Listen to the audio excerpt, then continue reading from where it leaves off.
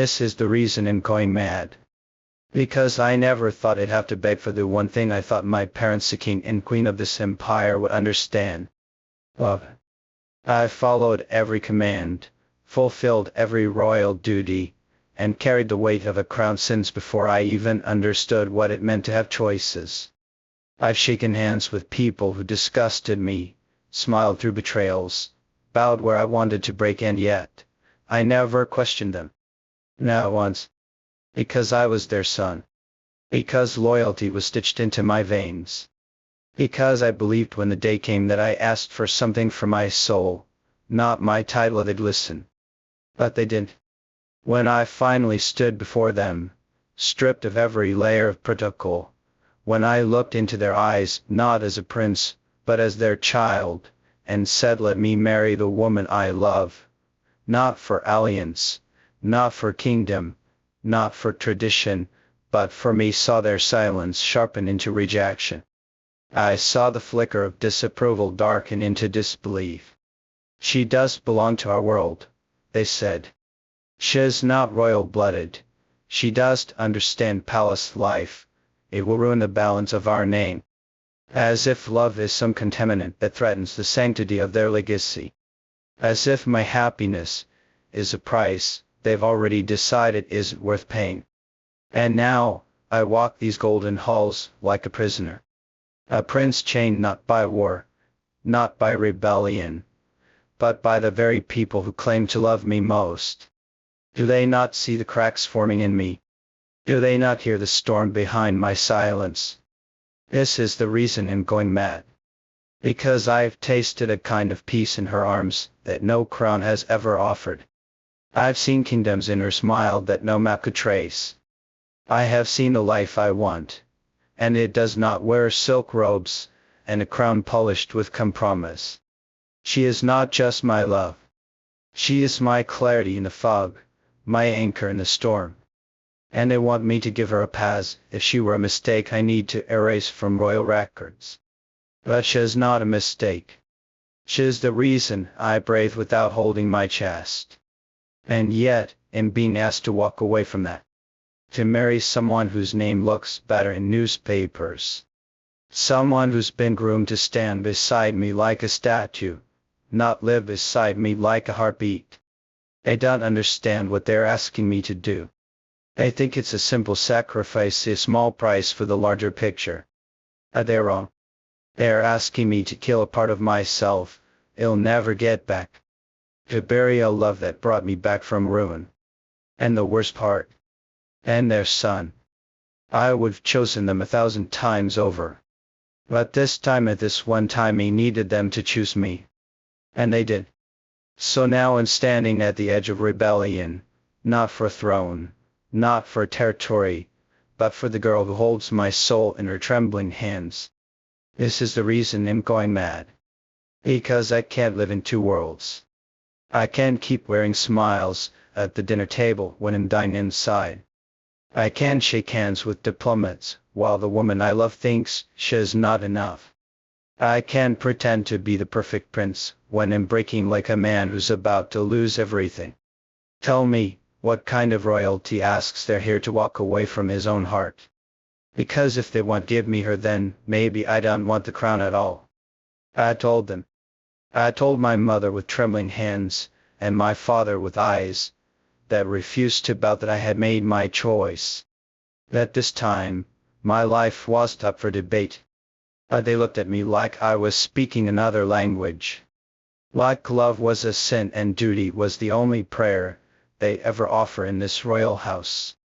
I could still hear my mother's cold whisper, a prince doesn't marry out of desire. He marries for the kingdom. And I wanted to scream. Wanted to shatter every golden wall around me. They spoke of legacy like it was a chain and wrapped it around my throat. But how do I tell them that her smile saved me from my own shadows? That her voice was the only calm in a palace full of noise? That every second spent away from her made my blood boil, and my thoughts spiral? This is the reason in going mad he cannot brave in a world where she is mine. They think they can convince me otherwise. They think tradition holds more power than love. But I am not the prince. Not anymore. I've played the obedient here long enough, bowed when it burned, and smiled while suffocating. But now I know what it feels like to want someone so deeply it hurts to sleep without her name in my veins. And the truth is nothing else matters. Not the crown, not the expectations, not even the empire waiting on my shoulders. She is my rebellion and my peace. She is both the war and the reason I want to survive it. And yet, they deny me. Yes. Like our love is some reckless mistake I stumbled into. But they didn't see the way she looked at me when I told her I was hers. They didn't see the storm in my chest settle when her fingers touched mine. How do you walk away from something that feels like destiny finally getting it right? How do you choose a throne over the arms that made you feel human for the first time? You don't. You fight. You burn if you must. And that's exactly what it'll do. So yes, this is the reason in going mad. Because I am being pulled between blood and heart, between crown and soul. And I swear, if they don't give me permission, they'll take it anyway. They'll take her hand and walk into the fire they fear. Because if I lose her now, I'll lose every part of me that ever believed in anything real. And I won't let that happen. Not again. Not ever. Because I can't understand why the people who raised me told me that love was sacred, that following your heart was nobler, and now the ones chaining mine down. I sat in front of them like their son, like their prince, like the man they molded with their own hands, and I said it calmly, let me marry the girl I love. I did scream. I did rebel. I didn't disrespect their traditions. I just asked just this once for them to see me as a man who has made a choice for his life. But all I saw in return were stone faces, traditions heavier than my breath, silence louder than my plea. And that is what's driving me insane. I was ready to carry the crown, the burdens, the palace rules, but not at the cost of her. They asked me why her. Why that girl? As if love could be dissected on royal parchment, or weighed on scales of status. They looked at me as if I had betrayed the throne, not honored it. But what they don't understand is she's not just the girl I want.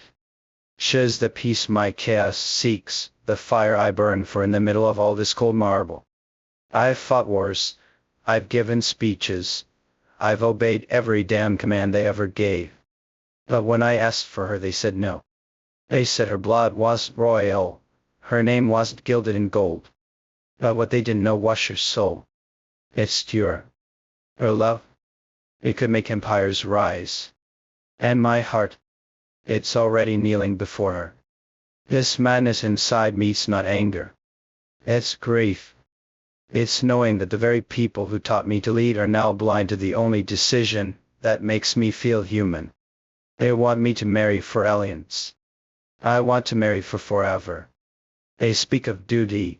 I speak of devotion. And I would have fought for their approval, begged even, but not when it means breaking her heart just to piece theirs together.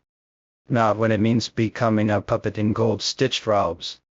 So yes, this is the reason I'm going mad. Because I've tasted what it's like to love without boundaries, and now they're trying to pull me back into a world of walls. But I swear on my crown I'll tear down the throne if I have to. I'll write my own history in ink of rebellion if that's what it takes. Because this madness is not just heartbreak. It's resistance. And if loving her means going mad, then I'll lose my sanity with a smile on my face and her name on my lips.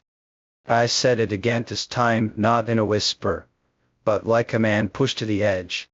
And the prince of this empire, trained all my life to act with control, speak with measured grace, bow where I must, stand where I'm told. But this time, it's different. This isn't about treaties or bloodlines, or royal obligations. This is about her. The woman who makes my world make sense. The one person whose presence calms the storm within me, and they're telling me I can't have her.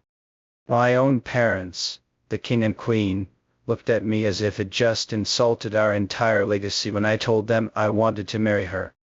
Now the Duchess. Now the Princess. Now someone groomed for the throne. Just her. But how do I explain that I didn't choose her to rebel against them? I chose her because she is the only thing that feels real in this palace of rehearsed smiles and curated perfection. They say she doesn't fit our world, that she doesn't carry the right name or bloodline or etiquette. But none of that matters to me. I wasn't asking for permission, I was pleading for understanding. When I looked my mother in the eyes and said, "Please let me marry her," I wasn't being defiant, I was being desperate. Because I know myself, and I know what happens when she's not in my life. I lose balance. I lose patience. I lose myself. That's what they don't understand. This isn't some youthful obsession or royal fantasy, neither like I need her. I can't breathe in a life that doesn't include her. And now that I've tasted what happiness with her feels like, there's no going back to a crown built on empty duty.